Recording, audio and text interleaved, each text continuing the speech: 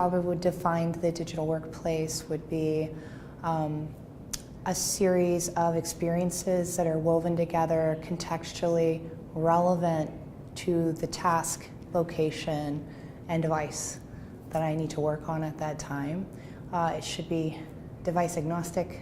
It should be able to work from anywhere, on anything, at any time. That's kind of in a summary how I define it.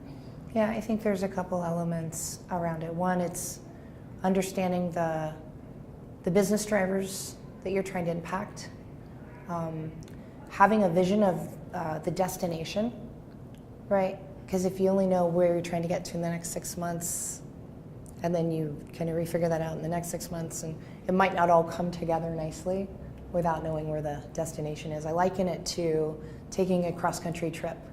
I might make lots of stops along the way to discover and see new things, but ultimately I know where I'm headed, so I can kind of get there, and I can keep my family going because they know there's a destination. I feel it's very similar when you're in a company and you're trying to do this transformative journey across the corporation. And you have to measure. You really do need to baseline. There's no easy button for understanding what the problem is you're trying to solve for, baselining the problem, and then incrementally measuring the improvement so you can prove the value of what you're doing.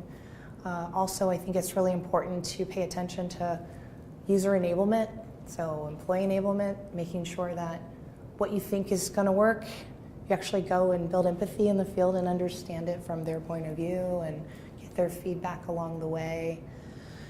And people forget to have fun when they're doing this too. Been talking to a lot of people this week. It's like, don't forget to have fun while you're doing this, because if you suck all the fun out of it, a lot of this stuff dies out because they just get exhausted.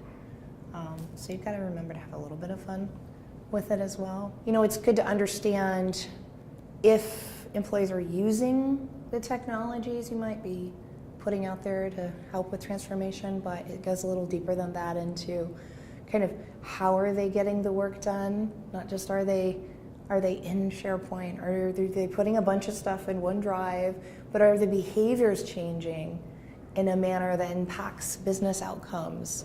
So there's more discrete kind of things you have to look at. And some of those things can be indicative, right? If people are sharing more openly, then they're going to be using team workspaces more often, and they may be using enterprise social more often, but then you've got to really look at how are they using enterprise social. Is it all Bacon Club and pictures of my dogs, or are we capturing knowledge and are we sharing knowledge, and then are people going there as a behavior first as opposed to sending an email to 3 people, right? Are they working out loud, if you will? So I think it's important to look at the discrete measurements of what actually moves behavior change, not just do I have a lot of files in this technology system, or are a lot of people visiting it? And if you make it the homepage, then does that really prove that you're transforming behavior? Probably not. So, and I think you can learn a lot from things like employee engagement surveys, but that really can be indicative of how good or bad you're doing with the digital workplace transformation.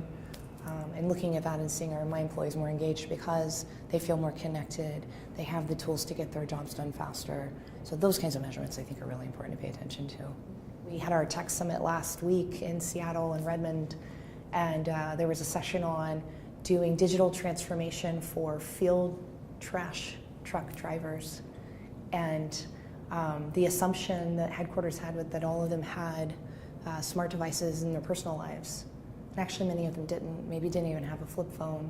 So when they tried to take this receipt paper process and digitize it and give them all smartphones, they threw the devices back at them like, I'm not even comfortable with this device, and now you want me to change the way I've been working all this time. And so they had to take a different approach just to get them comfortable with smartphones and then using an application instead of paper. And so it was a bigger journey than they realized because they made the assumption that everybody carries a smartphone nowadays, and that's not always true. So I think it's interesting to think about how to be successful really can depend on who's the target audience in your organization that you're building this change for.